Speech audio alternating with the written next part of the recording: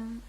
Perkenalkan, saya Andrian Diarta dengan NPM 17180111159 dari Fakultas Kedokteran Universitas Lampung.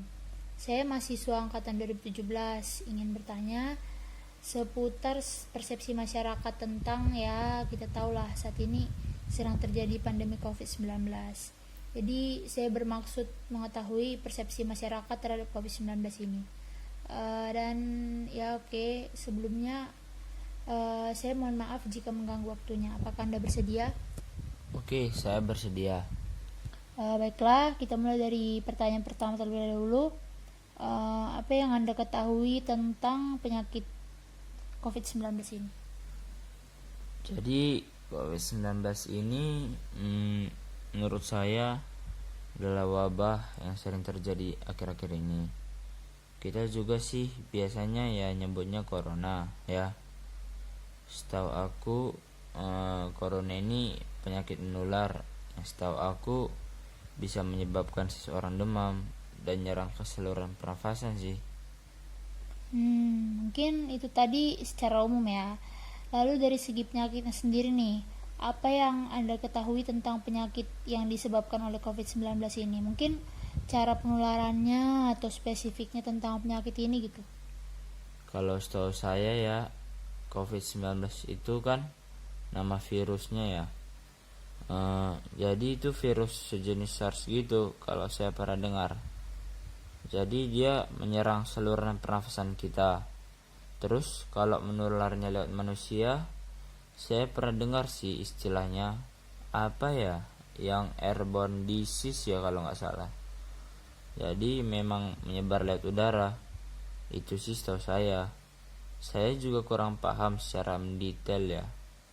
Tapi gejalanya cukup parah menurut saya. Karena kan menyerang saluran pernafasan. Gejalanya juga cukup parah kan, sampai ada gangguan pernafasannya gitu. Dan udah banyak juga yang meninggal karena corona ini. Dan menurut saya penyebarannya cepat banget gitu. Oke. Awalnya gimana perasaan Anda saat mengetahui tentang kasus corona yang sudah masuk ke Indonesia? Jadi ya awalnya saya takut, tapi biasa aja gitu. Karena juga belum cari tahu betul tentang penyakit ini. Gitu aja sih. Gitu ya. Jadi setelah itu apa yang Anda lakukan? Ya setelah itu saya mulai cari tahu, mulai searching di internet, mulai dengerin berita di TV, dan update terus perkembangan kasus dan pasien COVID ini. Saya nggak nyangka maksudnya ternyata corona ini separah itu ya. Sampai kan kita kemarin dianjurkan untuk stay at home kan selama 14 hari. Tempat-tempat umum juga pelan-pelan mulai ya tutup satu persatu. Semua kegiatan belajar, bekerja kan mulai dilakukan di rumah kan. Baiklah, lalu bagaimana pendapat Anda mengenai pengaruh corona ini terhadap kehidupan kita? Tentunya sangat berpengaruh ya. Yang kita tahu sendiri bahwa corona ini kan pandemi. Terjadinya nggak hanya di satu negara aja, tapi menyebar ke seluruh dunia. Menyebarnya melalui manusia lagi. Makanya yang aku bilang tadi, kita sampai harus dirumahkan.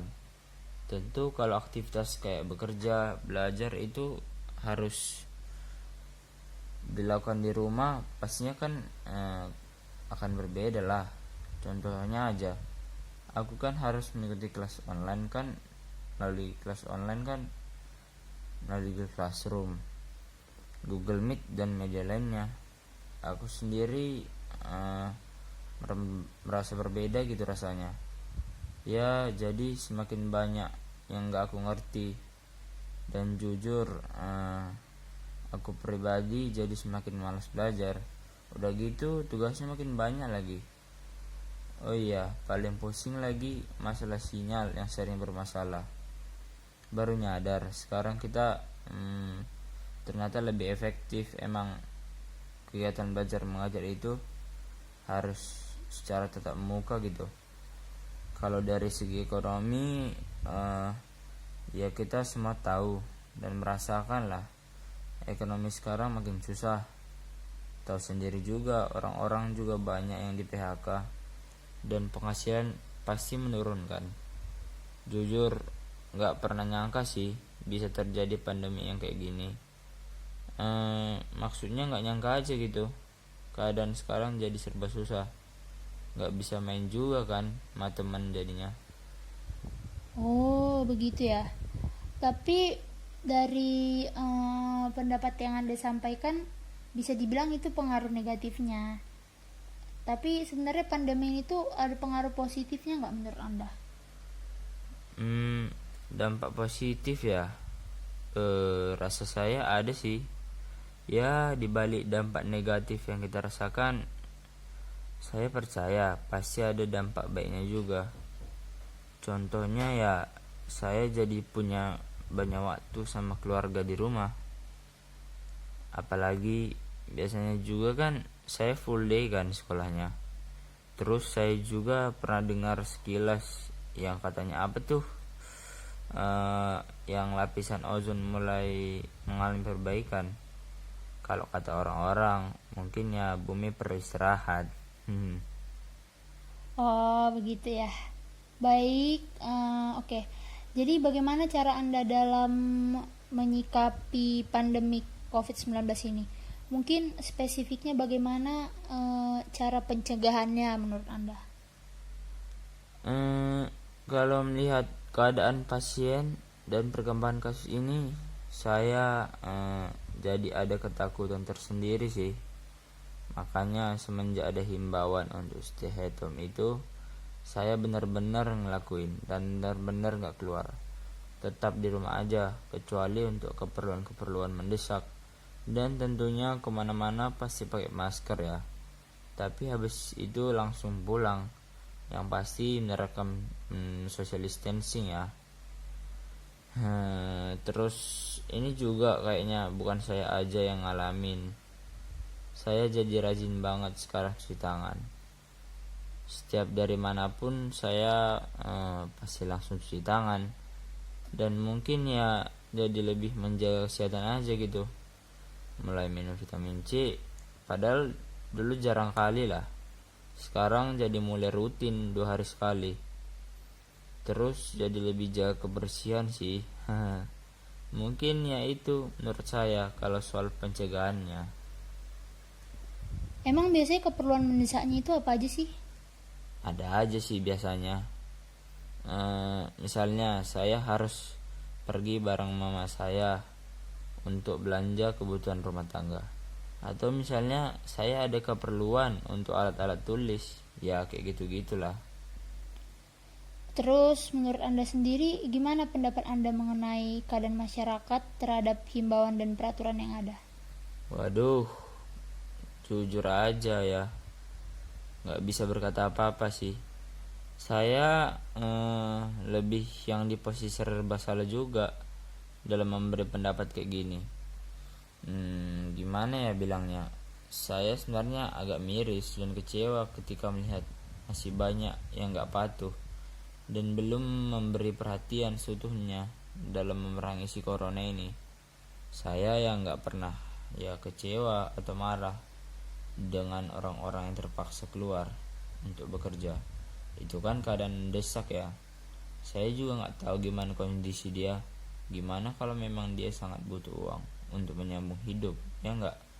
Kalau melihat itu saya sangat tidak apa-apa. Tapi bagaimana dengan orang yang membuat kerumunan tanpa alasan mendesak, seperti kerumunan di tempat perbelanjaan yang baru-baru ini kita lihat? Waduh, saya sejujurnya geram dan kesal.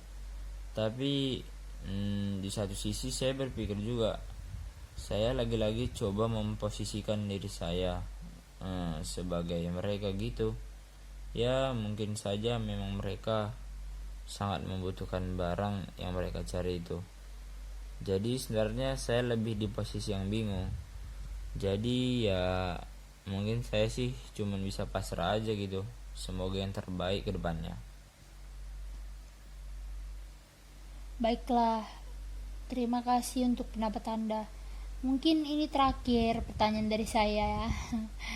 Jadi, apa harapan dan doa Anda buat pandemi COVID-19 ini? Mungkin harapan saya mungkin sama ya kayak kebanyakan orang. Ya yang pasti sangat-sangat berharap pandemi ini cepat berakhir, cepat berlalu lah pastinya, semua bisa normal lagi. Udah bener-bener kasihan lah ya, terutama sama orang-orang yang jadi kesusahan mencari nafkah.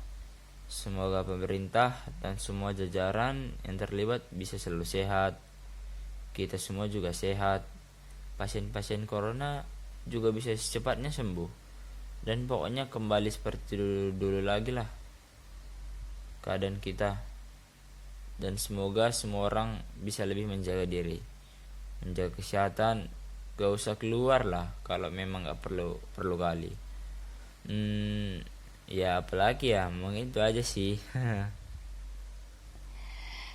Baiklah, saya berterima kasih atas kesediaannya lah buat wawancara saya hari ini dengan metode in-depth interview. Terima kasih juga buat Ando atas waktunya. Semoga sehat selalu. Dan sekarang wawancaranya saya akhiri. Atas perhatiannya saya ucapkan terima kasih. Saya mohon maaf jika ada kata yang kurang berkenan. Selamat malam. Iya ya, saya juga minta maaf untuk kekurangan dan kata-kata saya yang salah.